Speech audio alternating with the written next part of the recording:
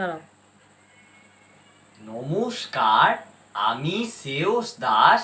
আমার আজকের নিবেদন রামচন্দ্র পালের লেখা গাছকে বাঁচাও।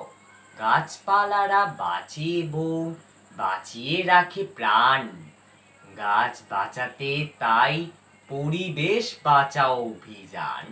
সূর্য যদি প্রাণের উৎস, বৃক্ষ প্রাণের পুষ্টি, গাছটাকে তাই মেঘের থেকে ঝড়ে জলের বৃষ্টি। ভিজে মাটির নরম বুকে প্রাণ করে টলমল। গাছের পাতায় ফুল ফোটে আর ফুল থেকে হয় ফল।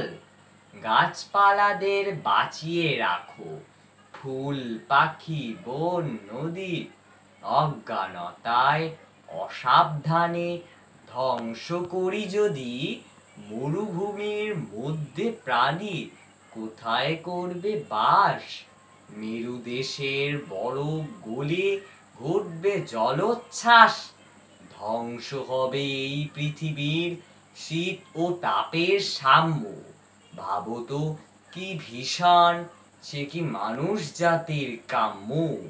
গাছ যদি না থাকে প্রাণের, ঘটবে সর্বনাশ। বিষের বাতাস ভরবে সবার নিঃশ্বাস ও প্রশ্বাস। জল, হাওয়া, গাছ, পশু পাখি, পাহাড় নদী বন, সবাই আমরা এক পরিবার, সবাই আপনজন। এক পৃথিবী, এক প্রকৃতি, মায়ের কোলে আছি।